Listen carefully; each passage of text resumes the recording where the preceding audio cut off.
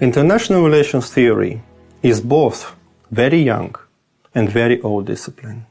It is very young because the first chair of international relations theory was established nearly 100 years ago, after the First World War. But it is very old because the very origins of the classical realist tradition we find in the work of the Thucydides, the ancient Greek historian, philosopher, and general, author of a history of Peloponnesian War.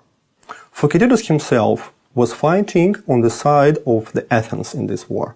He was an Athenian general, but later he retired and he had a chance to conceptualize, to think about the reasons of this war, about why the ancient Greek states started this war between them, which finally destroyed their greatness.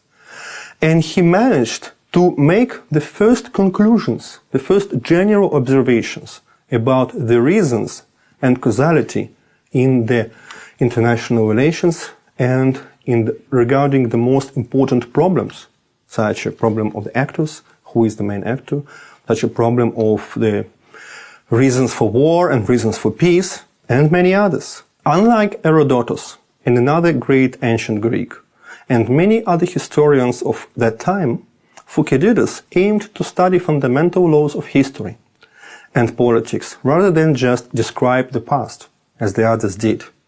So when we look at his work, The History of Peloponnesian War, we will find that it consists of the two major sections. The first content of this work is describing the sequence of the events of the Peloponnesian War. And the other are his own editorials, are his explanations of why the things happen in a certain way and don't happen in another way. So his essential task and the most important purpose of his work, first of all, was to understand origins of war. Thucydides said, history is philosophy, teaching by examples. And this quotation we can still use as one of the main characteristics of our discipline. We never say that theory of international relations is disconnected with the practice. Theory of international relations is one of the most connected to the practice disciplines, as it has started with Thucydides. But first of all, let us say several words about the Peloponnesian War. Thucydides was not young when the Peloponnesian War started. We all know from history that for many years the ancient Greek democracies have been fighting for their liberty against the invasions from Persia. Many of us, seen the movies about the 300 Spartans and the continuation movies.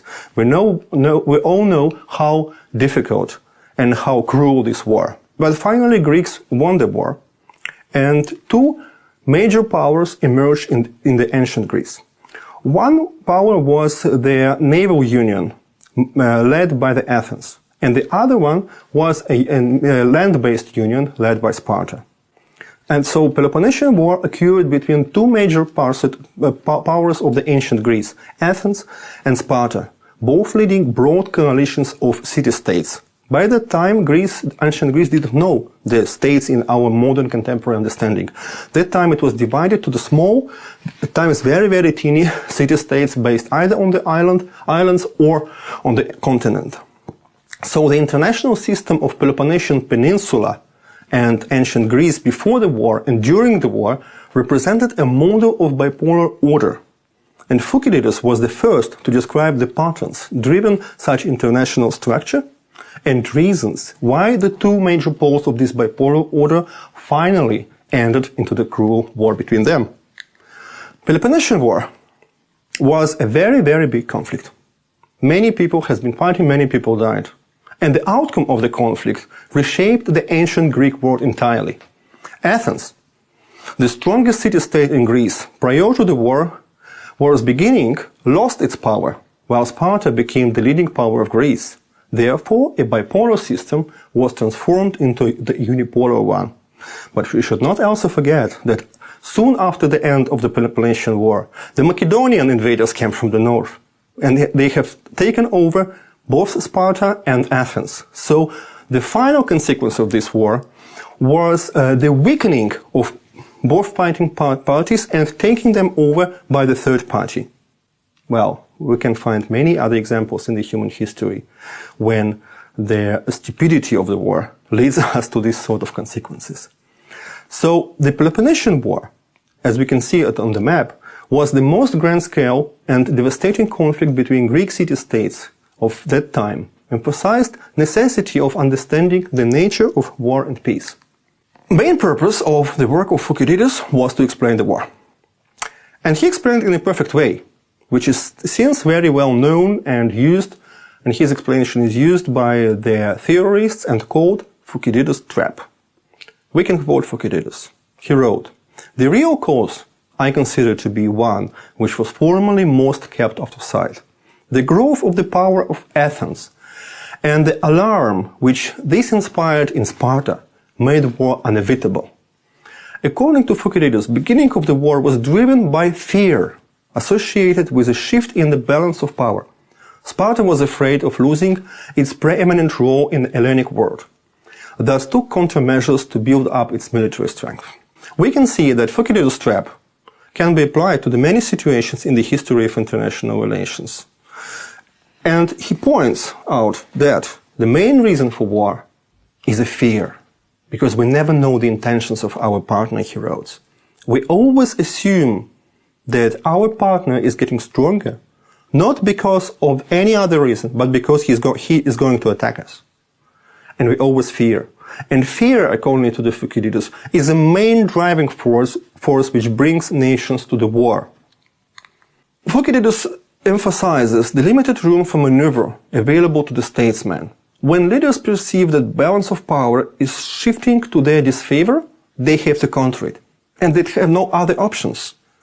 They cannot respond to this shift in the balance of power by decreasing their strength. They can only respond by increasing of their strength. But when they do it, the other countries perceive that these measures are of offensive nature. And they also start to increase their strength. And that drives nations to the conflict. Therefore, concludes Thucydides, international politics between the states, is driven not by individuals, but by laws of history. And this is very important observation, because many times you can see in the newspapers that a certain conflict, certain war emerges because somebody is guilty, because somebody is pursuing a policy which is bad. But not always like this. Never like this. International politics is driven not by individuals, but by the laws of history. And on many examples in future, in the many other works of which belong to the classical and realist tradition of international relations theory, we will see the examples and the useful explanations of this. Fear, concludes Thucydides, makes states suspect others of betrayal and power themselves for self-defense. We never power ourselves for offense. We always think about self-defense, but consequently it brings us to the conflict. That is the driving pattern of international politics, which also explains emergence of alliance-based bipolar system before the war.